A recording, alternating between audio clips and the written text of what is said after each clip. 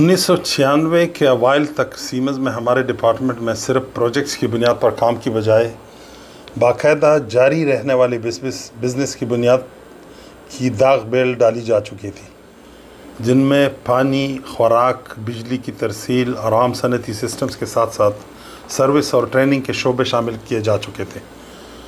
Marketing اور services کے شعبوں پر زور و شور سے کام جاری تھا۔ پورے سعودی عرب میں ہم نے 5 اسٹیشنز میں اپنے انجینئر تعینات کر دیے تھے اور ان کی 24 گھنٹے کال پر دستیابی یقینی بنائی تھی۔ پروگرامنگ یونٹ اور متعلقہ ٹولز کٹ گاڑی میں ہی رکھنے کی ہدایات دے دی گئی تھی۔ اپنے ڈپارٹمنٹس کے لیے میں نے ایک بروشر پرنٹ کرایا تھا جس میں ہمارے ڈپارٹمنٹ کی تمام پروڈکٹس، سولوشنز اور سروسز کے بارے میں بتایا گیا تھا۔ مجھے اس وقت پتہ چلا کہ ہم نے اس قسم کا ڈاکومنٹ پہلی دفعہ چھاپا ہے جب اس وقت کے سیمنز سعودی عربیہ کے CEO مسٹر روڈے نے مجھے بلایا اور اس معاملے پر بات چیت کی۔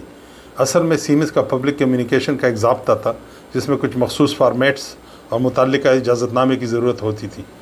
انجینئرز کی آسانی کے لیے میں نے سارے سسٹمز کے مینولز کا متعلقہ سیکشنز کی فوٹوکاپیاں کرا کر ایک چھوٹی سی کتاب کی شکل دے دی تھی تاکہ لوگ آسانی سے متعلقہ معلومات تک رسائی حاصل کر سکیں۔ جمعرات کو چونکہ ہم آدھا دن چھٹی کرتے تھے، اس لیے اس دن زیادہ تر سیلز اور سروسز سے متعلق لوگوں کے کام کو دیکھنے اور ان کی تربیت کے لیے ایک ایکٹ پلے کرتے تھے جس میں مختلف کرداروں کو مختلف معلومات دی جاتی تھی اور متعلقہ انجینئرز کے کام اور رویے کی کمی بیشی آشکار کرنے اور اس کو درست کرنے کی کوشش کی جاتی تھی۔ مجھے یقین ہے کہ کچھ لوگ اس وقت اس کو غیر ضروری سمجھتے تھے مگر اس سے فائدہ سب نے اٹھایا۔ میرے ڈپارٹمنٹ میں ہی اس قسم کے کام ہوتے تھے اور شاید یہی وجہ ہے کہ میرے سب آرڈینیٹس میں سے تقریباً سب لوگ اپنی اپنی کمپنیوں کے مالک ہیں۔ سیمنز کے آٹومیشن سسٹمز کی ایک تاریخ تھی اور کئی دہائیوں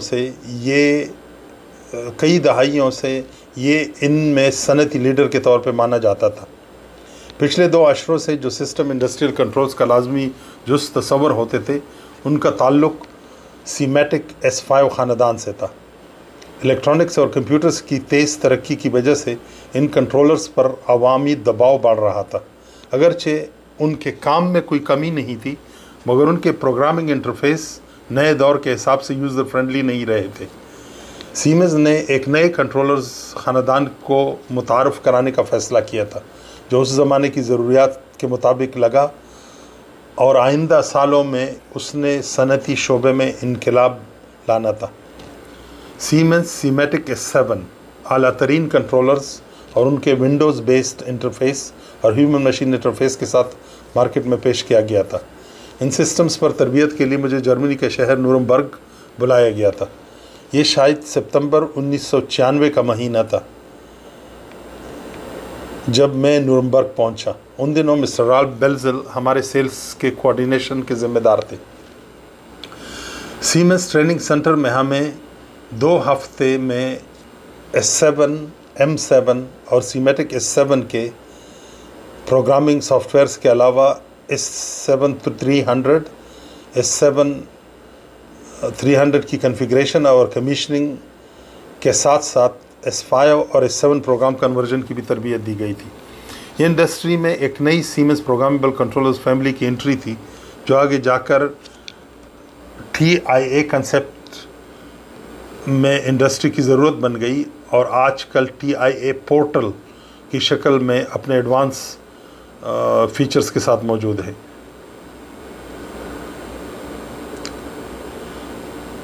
سیمنز کی ایک ورلڈ سیلز میٹنگ میں سائیڈ لائنز پر مختلف ممالک کے لوگوں سے بات چیت ہوتی رہتی تھی۔ اس رات ہم اتفاق سے اسرائیل سے آئے ہوئے سیمنز کے انجینئرز کے ساتھ ایک ٹیبل پر کھانا کھا رہے تھے۔ سیلز پریزنٹیشنز میں مشین آٹومیشن اور CNC میں سب سے زیادہ سیلز کا ریکارڈ اسرائیل کی اس ٹیم کا ہوتا تھا۔ اس کی وجہ بالکل ظاہر تھی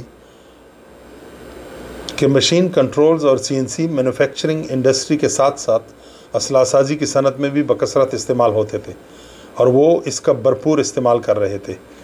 جیسے میرے مینیجر مسٹر نیئرمین اکثر کہتے تھے کہ جب لوگ آپ کو پہلی نظر میں دیکھتے ہیں تو آپ سے نفرت کرتے ہیں، پھر جب آپ کے ساتھ بات چیت کرتے ہیں تو ان کا رویہ نارمل ہو جاتا ہے، مگر جب آپ کے ساتھ کچھ معاملات میں تفصیل سے انوالو ہوتے ہیں تو آپ کی محبت میں گرفتار ہو جاتے ہیں۔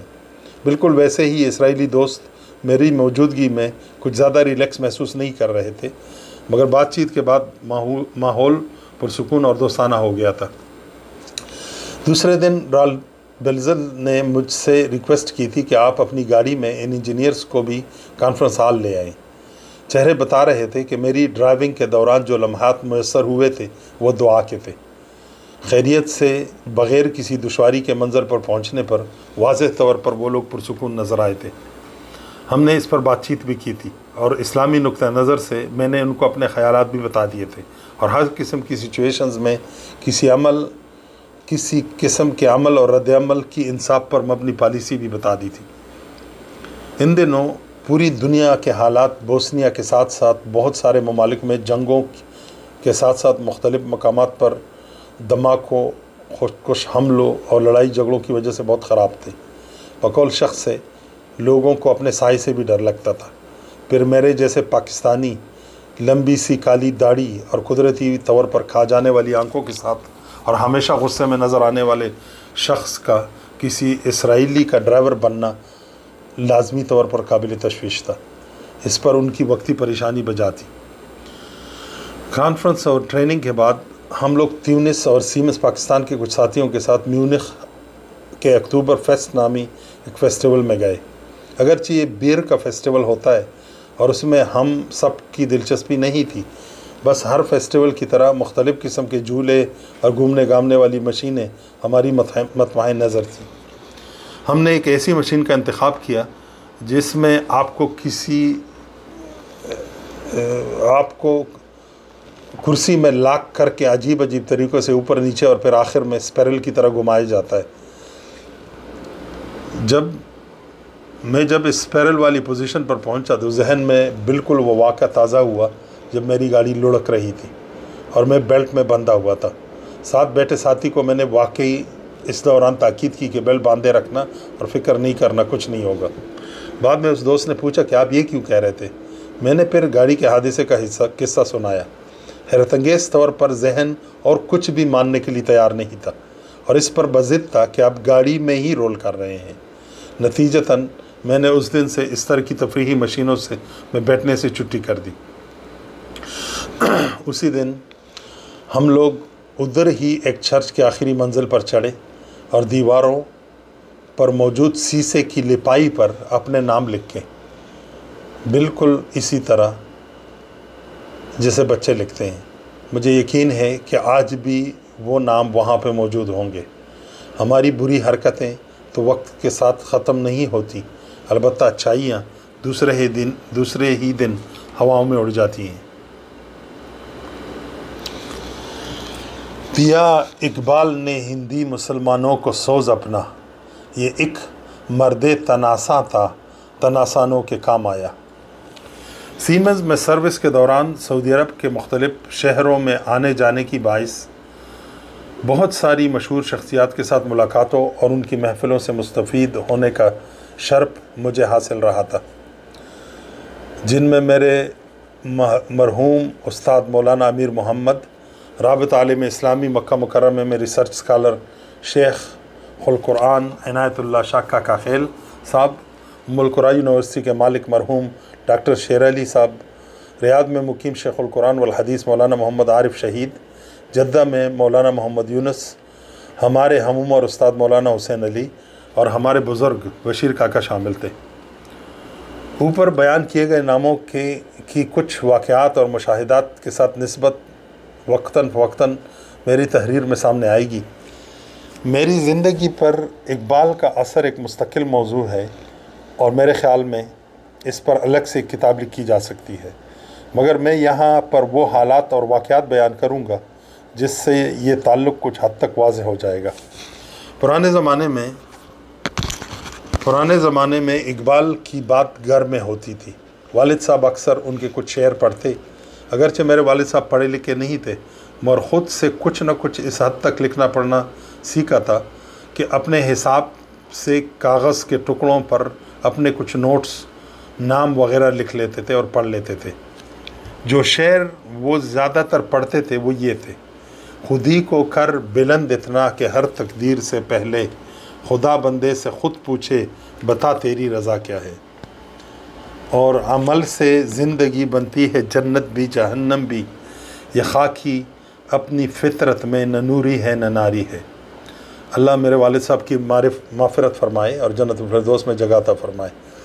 دوسری طرف پاکستان سے ریڈیو پاکستان سے کلام اقبال ہمیشہ نشر ہوتا تھا اور ہمیں باقی گانوں کی طرح خود بخود یاد ہو جاتا تھا، لیکن نہ کبھی میں نے اس کے مطلب پر غور کیا تھا اور نہ کبھی سمجھ آیا تھا، مگر جس طرح نماز اور باقی مذہبی ضروریات کی اہمیت پر مسلم معاشروں میں تاکید کی جاتی ہے اور ان اعمال کو زندہ رکھا جاتا ہے، اگرچہ اکثر لوگوں کو نہ ان کا مقصد پتہ ہوتا ہے اور نہ مطلب، ورنہ اس کی ضرورت سے آگاہی ہوتی ہے۔ بالکل اسی طرح پاکستان میں کلام اقبال کو ان لوگوں نے جو اس کو جانتے تھے آئندہ آنے والوں کے لیے کسی نہ کسی طرح زندہ رکھا تھا۔ اب جب کہ میں قرآن کچھ نہ کچھ سمجھ گیا تھا تو وہی کلام اقبال مجھے کوئی بہت ہی اہم اور کارآمد کلام لگنے لگا تھا۔ مجھے کم از کم اپنی حد تک یہ پتہ چلا تھا کہ کلام اقبال سمجھنے کے لیے پہلے قرآن سمجھنا اور واقعی مسلمان ہونا ضروری تھا۔ سپرونا کے گاؤں میں صبح سویرے ریڈیو پاکستان کے قومی نشریاتی رابطے پر کلام اقبال کو لانک زمیں دیکھ فلک دیکھ فضا دیکھ بس ایک گانا ہی ہوتا تھا۔ اب یہی نظم زندگی سمجھنے گزارنے اور اس میں کامیاب ہونے کا ایک مختصر مگر مکمل ضابطہ بن کر رہ گیا تھا۔ یہ بالکل ایسا ہی ہے کہ کوئی چیز موجود تو ہو مگر اس کو صرف روشنی کے متعلقہ اسپیکٹرم میں ہی دیکھا جا سکتا ہو۔ عنایت اللہ شاہ کاکا خیل صاحب کبھی کبھی قاضی صاحب کے ساتھ آتے تھے تو گھر پر میری فرمائش پر کلام اقبال ترنم میں پڑھتے اور میں اسے ریکارڈ کر لیتا تھا۔ پھر گاڑی میں سفر کے دوران یا غیر ملکی دوروں میں واک مین پر سنتا تھا۔ شیخ القرآن والحدیث مولانا عارف شہید بہت خوبصورت طریقے سے علامہ اقبال کے نظم طلوع اسلام پڑھتے اور میں اس کو کیسٹوں میں محفوظ کرتا جاتا۔ شیخ عارف شہید اکثر فرمایا کرتے کہ اگر اقبال زندہ ہوتے تو میں لاکھوں داڑھی والوں کو ان پر قربان کر دیتا۔ جیسے ڈاکٹر اسرار صاحب نے فرمایا ہے کہ اقبال قرآن کے بہترین قرآن کے اردو کے بہترین شارح ہیں۔ میں اس سے 100% اتفاق کرتا ہوں۔ اقبال کا کلام قرآن پڑھنے کے بعد سمجھ میں آتا ہے اور اس کی تشریح میں مدد دیتا ہے۔ میں نے جتنا بھی کلام اقبال سمجھا ہے وہ قرآن کے اساتذہ سے سمجھا ہے۔ ہمارے ایک دوست اور بزرگ اقبال کے بارے میں مذاقاً کہا کرتے تھے کہ دیکھو جرمنی کا شہر ہائیڈلبرگ کتنا خوبصورت ہے۔ لوگ کہتے ہیں کہ اقبال اتنا بڑا شاعر تھا۔ میں کہتا ہوں کہ یہاں دریائے نیکر کے کنارے اگر کسی گدھے کو بھی بٹھا دیں تو وہ شعر کہنا شروع کر دے گا۔